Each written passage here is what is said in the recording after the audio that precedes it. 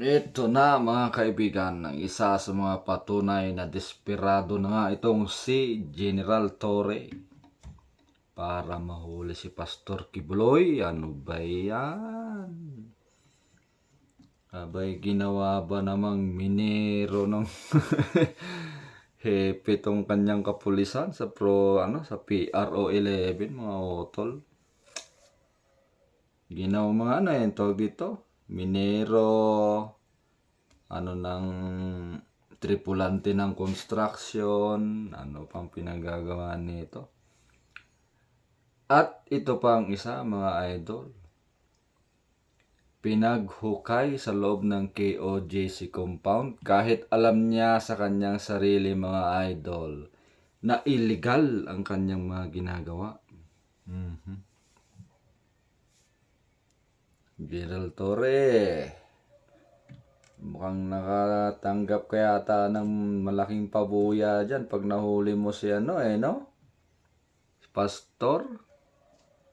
Kaya kahit illegal, illegal sa paningin ng batas at illegal sa paningin ng tao.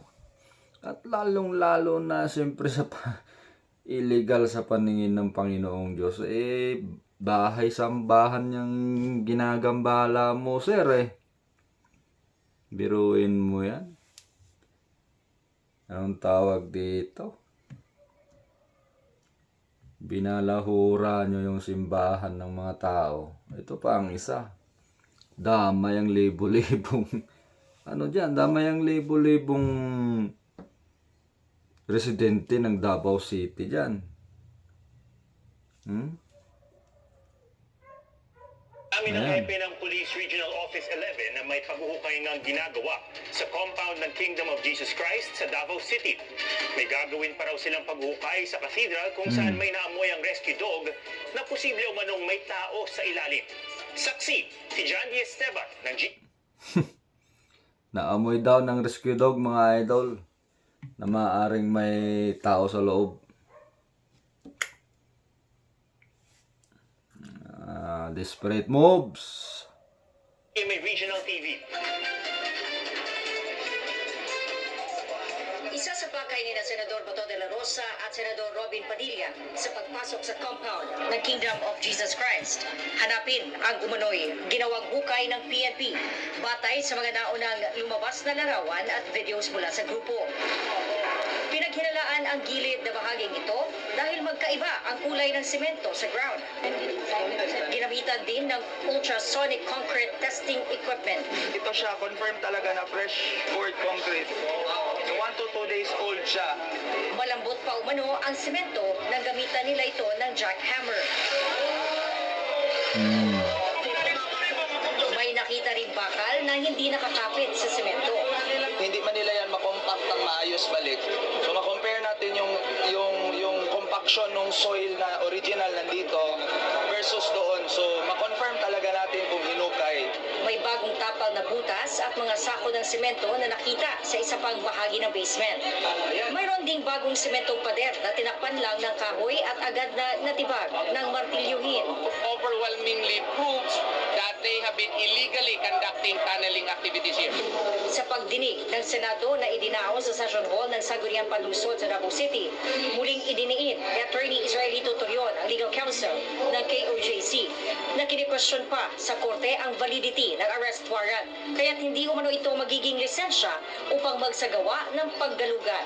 Dahil sa paggagalugad na tala umano ang pag-aaral ng mga estudyante ng Jose Maria College na nasa loob ng compound at ang karapatan na makapagpanampalataya ang mga miyembro. Ruin mo yan. Hindi lang pala itong mga nananalampalataya ang inabalan nitong ng mga opisyal na to. Pati itong mga mag-aaral, inisturbo na rin. Nako. Di bali na makaperwisyo ng kapwa para lang matupad ang hangarin. Isang tao lang, ilang individual lang ang ibig kong sabihin ang huli nyo. Pinerwisyo nyo, libo-libong mamamayan ng Davao City. Appears to be an arrest operation has already turned into a siege as PNP personnel have been occupying the said property. Nagpahayag ng pagkadismaya si De La Rosa sa video na kitang-kita ang isang PNP staff member na nagsaboy ng umano'y pepper spray sa isang babae na isang KOJC missionary. Nakakahiya talaga. Biruin mo yun. Mga desperadong ano nito, kahit nananakit na walang kalaban-laban yung babae, nakatayo lang sa gilid yung babae. Pulis pa naman. Sprayan mo ng tear gas yung babae sa mukha. Nako, sakit nun, idol. Wawa yung babae. Traitor talaga eh. Nakatalikod na yung tao. Babae na yung tao. Nakatalikod pa. Tapos, pag tear gas mo, sabay layo ka. Nako, parang Tinraidor mo yung babae. Babae pa! From galing sa likod, gaganunin mo ng paper spray na wala. Nakiwa, nagsasalita lang naman yun sa harap ng mga tao doon. Sagot ni PRO 11 Chief Brigadier General Nicolas Torre, na-relieve na nila ang naturang pulis at iniimbestigahan nila ito. Inamin ni Torre na may paghuhukay na nangyari at inaming hindi rin siya nakasecure ng permit sa paghuhukay sa basement Biruin ng mo yan. eskwelahan. walang permit.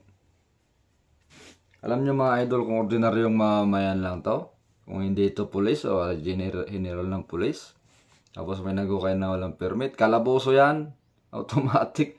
Ikukulong nila yan eh, pero sila mga pulis sila naguhukay. Oh, dapat kasuhan yan, illegal yung ginagawa niya eh. Ibig sabihin, pag walang permit, ay nako. That we see is supporting the warrant of arrest for sex with a child. You are trying to impute malice.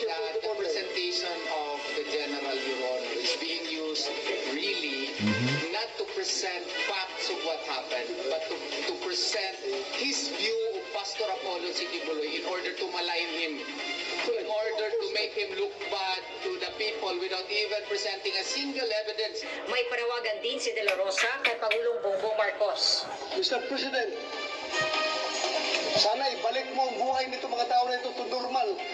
Pero nang tanungin ni De La Rosa kung hanggang kailan mananatili sa compound ang mga pulis, We won't stop until we arrest Polo Kibuloy, sir. We're not hurting them. We're not hurting them. They are the ones impeding us. para sa GMA Integrated News, ako si John. Ayan, mga idol. Humihingi na nga po ng tulong itong si Senator De La Rosa kay Pangulong Bongbong Marcos. Ano sa palagay niyo mga idol? Didinggin kaya ito ni PBBM? Comment nyo nga sa natin mga idol, yung opinion nyo. Alam nyo rin ang sagot na kasagutan dito eh, kung didinggin ba o hindi ni PBBM ang panawagan ni Senator De La Rosa. Ayan, nagpahayag na nga itong si Senator De La Rosa ng pagkadismaya kaya PBBM. Sabi ni De La Rosa, huwag mong isara ang iyong isipan para lamang mahuli ang isang kibuloy.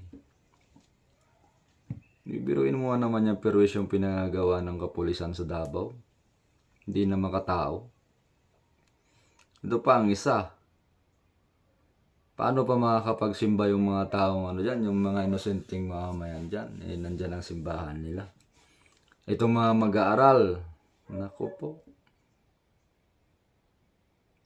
Ito ba ang isa, yung isang pulis lumaki na ang ulo.